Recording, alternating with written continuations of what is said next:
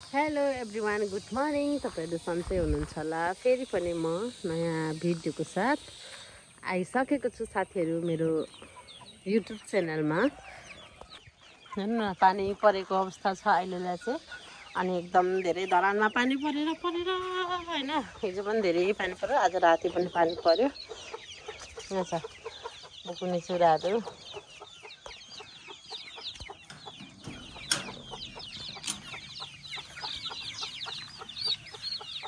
आउँछ सलिसा चप्पल नलाई है। के गर्दैछौ तिमीहरू चाहिँ?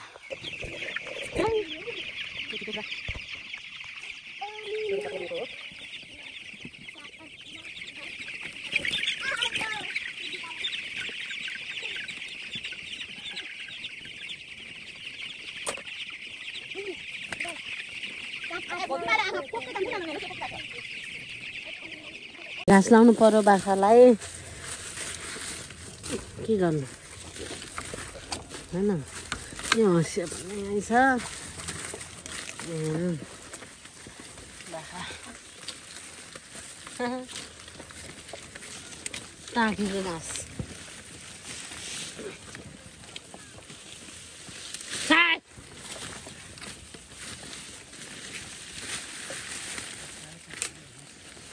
खायो नि, खाना जन्मेको हौ खाऊ।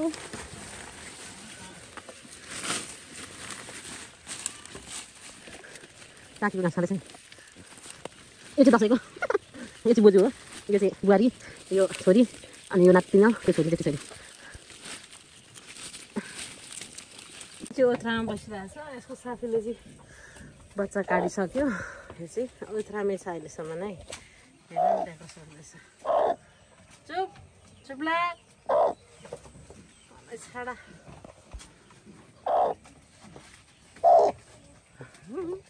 कम्ती छुच्ची छ, घाँस छैन, दुध छ बाख्रा।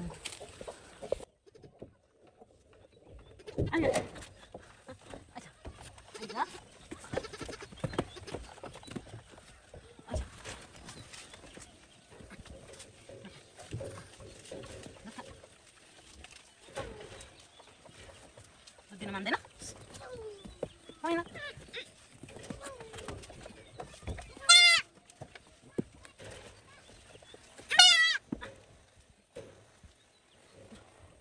आमाको दुध जस्तो पोसिलो हुन्छ तँलाई? मेले घाँस खाओस्।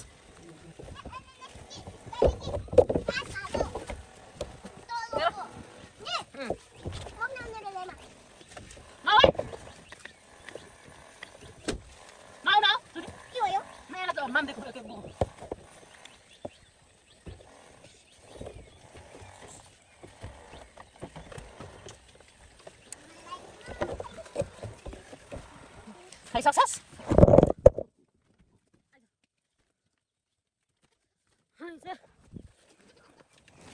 मेसरी नि बुखा राको के गर्छु?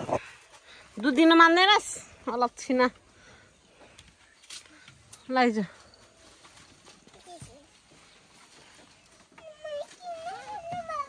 कुटिना हो, कुटिना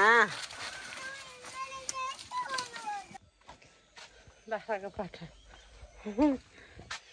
रातभरि भिजेछ। बच्चाले माउले दुध दिनु मान्दैन।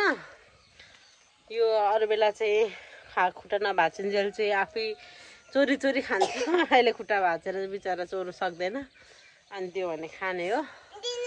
अनि अहिले मैले खुवाएर लिएको, त्यसलाई यहीँ राख्छु यो। अनि यही घाँस खान्छ, अलिअलि घाँस खान थालेको छ नि त, अनि घाँस खान्छ।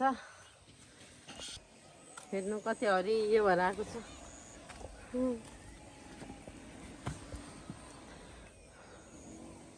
खोर्सानी पनि म यहाँ पोहोर रोपेको थियो, अनि पोहोर बर्खामा चाहिँ फुल्दै झर्दै गऱ्यो। तर हिउँदोमा चाहिँ मजाले खानु दिइरहेको छ है। यो चाहिँ हिउँदोमा दिइरहेको थियो, अब बर्खा लाग्यो, सायद अब वैशाख जेठसम्म राम्रो फल्छ। त्यसपछिबाट चाहिँ आफूलाई खानु चाहिँ हुन्छ। अनि त्यसपछिबाट बर्खामा धेरै पानी झरी आयो भने चाहिँ खासै यो अडिँदैन। जेस आफूलाई खानु चाहिँ भयो। खोसेला नै खान्छ यहाँनिर हेर्नु न, हरियो मकैको खोसेला यो चाहिँ बाख्राले खान्छ।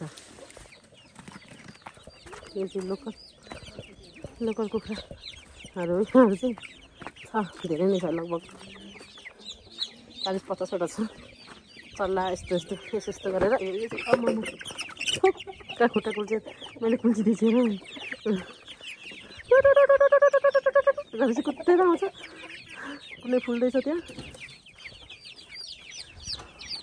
यो चाहिँ 2 दिनको चल्लाहरू हो, लोकल कुखुराको चल्लाहरू हेर्नु है। यो 18-20वटा समथिङ कति होला, एउटा म ओथ्रा बसिरहेको छ। अनि यहाँ चाहिँ अन्डा हेर्नु, यहाँ कत्रो छ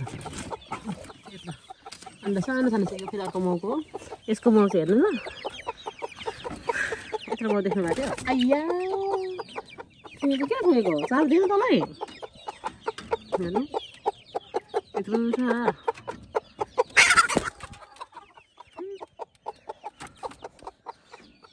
सानो छ त, सानो छ। मेरो खाना निकाल्दै क्या मेरो।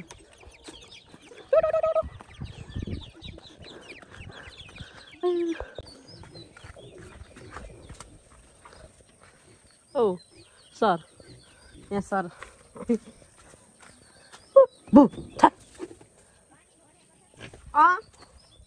हेर्नु न, ए पानी पर्न थाल्यो कि पानी यस्तो आउँछ हाम्रो धारामा होइन। अनि के गर्नु, बच्चाहरूलाई रोग लाग्छ होला, बच्चाहरूले सुँगुरहरूलाई भनौँ न। यहाँ छ कस्तो स्टेपले सुतिरहेछ हो।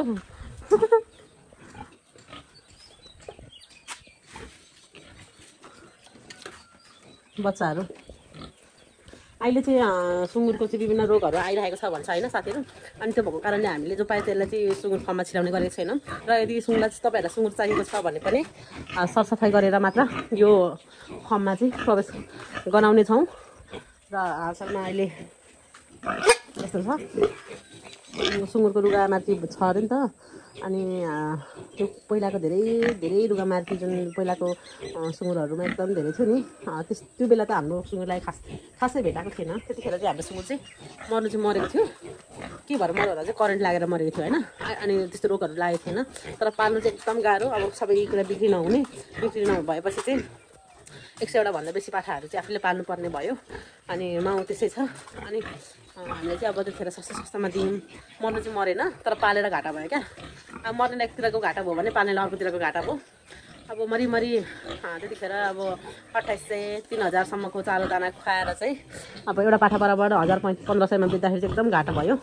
त्यो भएको कारणले चाहिँ यस्तो नहोस् आइन्दादेखि हाम्रो यो फर्ममा या सुँगुरको रोगहरूमा अरू सबैलाई अब जहाँ रोग लागे पनि जहाँ मरे पनि घाटा सबैलाई हुने हो, तपाईँहरूलाई पनि हामीलाई पनि। किनभने सुँगुर बिक्दैन नि त, बिक्दैन, हामी बेच्न पाउँदैनौँ। मर्नेहरूको त त्यसै घाटा भइहाल्यो। त्यस्तो छ। अनि धैर्य गर्नुपर्छ हुन्छ। अब एकचोटि मऱ्यो भन्दैमा फेरि पनि नपाल्ने गर्नु हुँदैन, पाल्नुपर्छ होइन। अब के भन्नु त हामीले, त्यस्तो छ। अनि पाल्नु त कति गर्ने, रोग भनेको एकछिन, रुगा मार्की भनेको एकछिन सीमित टाइममा आउँछ। अनि फुल्ली टाइम त त्यस्तो नहोला भन्न चाहन्छु म। अनि हेर्नु है, सजीवन यत्रो बोट थियो। यो बोट चाहिँ यसरी यहाँ भाँचेको थियो, त्यहाँ कुहिएको थियो भनौँ न। अनि कुहिएको थियो, त्यो भएको कारणले चाहिँ यो अस्ति अलिअलि टिपेर खायौँ। अहिले सजीवनभित्रभित्र यत्रो भएछ। यहाँ हामीलाई खाना पनि 1 साग 2 साग हुन्छ, यत्रो छ। निकै 1-2 केजी नै आउँछ होला सायद यो सबै टिप्दा ओर्दा। अनि तपाईँहरूलाई सजीवन कतिको मनपर्छ, मलाई चाहिँ खासै मन पर्दैन, तर स्वास्थ्यको लागि राम्रो हुन्छ भन्छ, त्यो भएर चाहिँ खान्छु। सेन्याङ कृषि फर्ममा चाहिँ यति नै छ अहिलेलाई होइन। सेन्याङ कृषि फर्ममा भिजिट गर्नुहुन्छ भने मेरो युट्युब च्यानललाई अनि सब्सक्राइब गरेर म बेला यो सेन्याङ कृषि फर्मको चाहिँ भिडियोहरू लगाइरहेको हुन्छु। त्यो देख्न सक्नुहुन्छ, हेर्न सक्नुहुन्छ र कमेन्ट गर्न सक्नुहुन्छ। र नजिक हुनुहुन्छ भने चाहिँ तपाईँहरूलाई यदि पाल्न इच्छा छ भने कन्ट्याक्ट गरेर सुँगुरको पाठापाठी, कुखुराको चल्ला अनि खानाको लागि कुखुराहरू चाहिँ लान सक्नुहुन्छ है। त्यसको कारण आँट यहाँ पनि यो अकबरी चाहिँ आफै उम्रेको के हेर्नु न, कस्तो मजाले फलिरहेको रहेछ। यो अकबरी आफै उम्रेर फल्दै रहेछ। हुनु छ भने जहाँ पनि हुन्छ, हुनै छैन भने कसै गरेर हुँदैन। यो कसैले नस्याहार गरेको छ, न कसैले रोपेको हो, यो त्यत्तिकै पलाएको हो। तर पहिला चाहिँ यहाँ सानो एउटा बोट थियो, त्यहाँनिर अकबरे पाक्थ्यो अनि हामी बेला बेला खान्थ्यौँ। अनि मरेको 2 वर्ष भएको छ, बादमा यो पलाएछ। अनि यो छ है, कति राम्रो फल फलेको रहेछ हेर्नु अकबरे। अनि स्याहार गर्नुपर्छ कसैले। यो घारीमा यसरी फलेर के अरे बिरुवा आएर मजाले फुलेर फलेको बेला मात्रै देख्नु भनेको अचम्म। कति नै जोगाउँदा पनि अकबरे, कति नै जोगाउँदा पनि कहिले काहीँ हुँदैन कि। हेर्नुहोस् त अकबरे छ। अकबरेसँग चट्ट पिनेर आँपको अचार खाने हो। यसरी आँप, यो चाहिँ के, यो चिनिया आँप, यसको स्वाद पनि अर्कै हुन्छ। यहाँ पार्कको रोप्नु भएको छ क्या आँपहरू।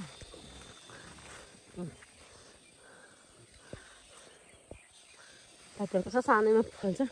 यहाँ पनि फलेको थियो यसपालि, तर यसपालि किन हौसेर गयो, बेसी मल भन्छ। एकदम धेरै हौसेर गएको छ। यसमा फल लागेन रहेछ, के भएर फल लागेन। मजाले फल्थ्यो, यो पनि फल्थ्यो, यो पनि लिची हो, यो पनि यसपालि फल लागेन रहेछ। अनि यहाँ चाहिँ बर्खा लागेपछि यस्तो हुन्छ हेर्नु, यो सुँगुरखोर, यहाँ माथि सुँगुरखोर हो, सुँगुरखोर यहाँ मुनिबाट चाहिँ यस्तो, यो के भन्छ कर्कला चाहिँ एकदम धेरै यो ड्याममा भएर चाहिँ आउँछ। अनि यो 11 बर्खाभरिमा चाहिँ 11 भइसक्छ क्या, 11 भइसक्छ। अनि त्यही काट्दै बेला बेला खुवाउने गर्छौँ। हेर्नु तलबाट हेर्दाखेरि मेरो कुखुरा फार्म त्यस्तो छ।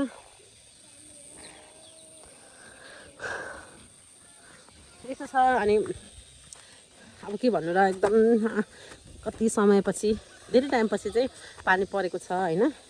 जमिन मजाले भिजेको छ। अब हरियो परियो पलाउँदैछ, मुनाहरू पलाउँदैछन्। अनि अब त्यति घाँसको अभाव पनि नहोला। अनि चारोहरू पनि पलाउँछ, सब्जीहरू पनि पलाउँछ। सब्जीहरू लाउँछन् मान्छेहरूले, सब्जी पनि हुन्छ। घाम लागेको छ अहिले, टनक्कै घाम लागेको छ। कहाँ लागेको छ घाम, त्यो त लागेको छ। पानी परेर चाहिँ सबैका रहँदा कस्तो राम्रो देखिन्छ हेर्नु।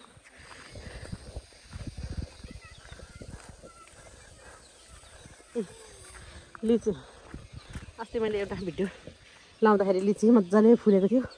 अहिले यसरी दाना बसेको छ, झमझमै दाना बसेको छ। हेर्नुहोस् त, यो लिची फेरि एकदम मिठो छ क्या। यो भर्खरको भएर हो कि थाहा छैन, तर मजाको छ।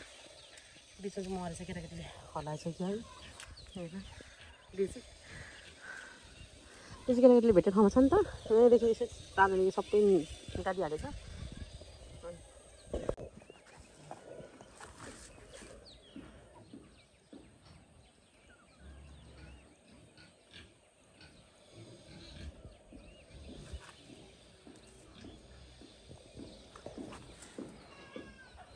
हेलो, गुड मर्निङ, नमस्कार सम्पूर्णमा। सेन्देहाङ कृषि फार्मबाट स्टार्ट हुँदैछ मेरो भ्लग चाहिँ। हाम्रो यो फ्यामिली बिजनेस हो। अनि यहाँबाट नै प्रायः चाहिँ भिडियोहरू गर्ने गर्छु, युट्युबमा अपलोड गर्ने गर्छु बेला बेला। अनि मेरो युट्युब च्यानललाई सब्सक्राइब गरिदिनु होला, बेल आइकन बजाइदिनु होला। यस्तै भिडियोहरू लिएर आउनेछु। Bye, see you.